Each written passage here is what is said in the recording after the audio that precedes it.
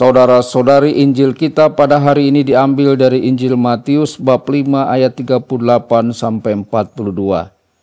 Dalam khotbah di bukit, Yesus berkata, "Kalian mendengar bahwa dahulu disabdakan, mata ganti mata, gigi ganti gigi. Tetapi aku berkata kepadamu, janganlah kalian melawan orang yang berbuat jahat kepadamu.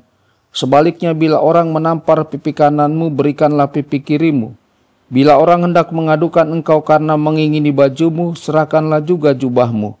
Bila engkau dipaksa mengantarkan seseorang berjalan sejauh 1 mil, berjalanlah bersama dia sejauh 2 mil.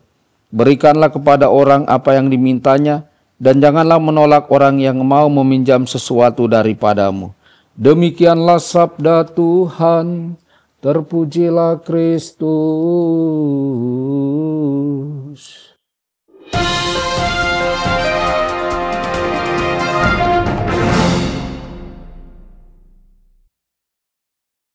Dalam nama Bapa dan Putra dan Roh Kudus, amin. Saudara dan saudari terkasih dimanapun Anda berada, jumpa lagi dengan saya Romo Tedens dalam saluran Warta Kabar Sukacita. Semoga Anda semua dimanapun berada senantiasa dalam keadaan sehat dan bahagia. Seringkali kita mendengar ajaran Yesus yang terkenal, "Jika seseorang menampar pipimu yang kanan, berilah juga pipi kirimu. Berjalanlah 2 mil, atau berilah kepada siapapun yang meminta." Ajaran ini sangat dikenal, namun justru karena sering didengar, kita bisa lupa akan makna terdalamnya. Yesus mengajarkan hal-hal itu bukan karena Ia ingin kita menjadi lemah atau pasrah terhadap ketidakadilan.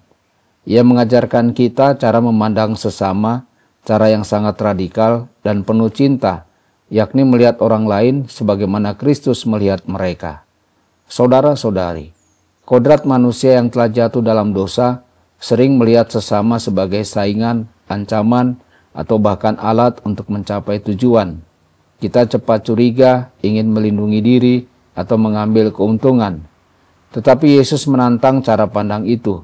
Ia meminta kita untuk melihat dengan matanya bahwa setiap orang adalah anak Allah, berharga, dan diciptakan untuk menjadi kudus. Bayangkan betapa dunia ini berubah jika kita sungguh melihat orang lain seperti itu. Kita tidak akan lagi mudah membenci, menghakimi, atau merendahkan. Sebaliknya, kita akan belajar menanggapi luka dan penghinaan dengan kasih dan bijaksana, bukan kemarahan. Yesus berkata, jangan melawan orang yang berbuat jahat. Banyak orang keliru mengartikan ini sebagai sikap pasrah atau lemah. Padahal Yesus sendiri memperjuangkan kebenaran. Ia berkata, berbahagialah orang yang lapar dan haus akan kebenaran. Artinya kita memang harus memperjuangkan keadilan, tapi bukan dengan cara membalas dendam. Yesus mengajak kita untuk keluar dari perbudakan batin yang halus, kemarahan, dendam, kebencian. Itulah kebebasan sejati yang hanya bisa kita alami jika kita hidup sebagai anak-anak Allah. Kristus telah mati untuk kita ketika kita masih berdosa.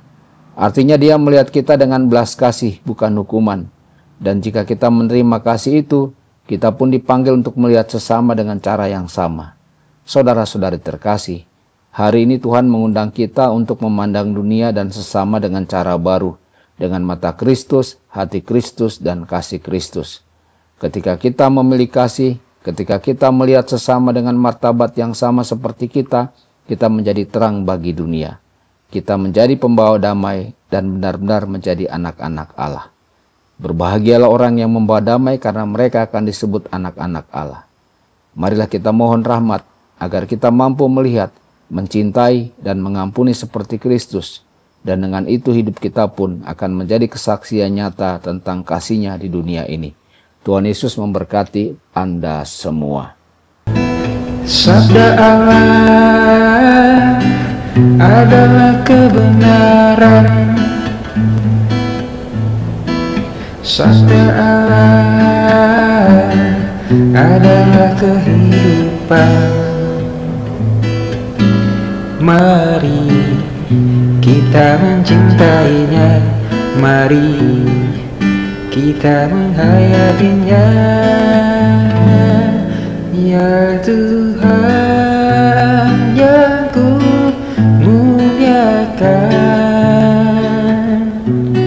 sabdamu angkat satu. Mari kita menghayati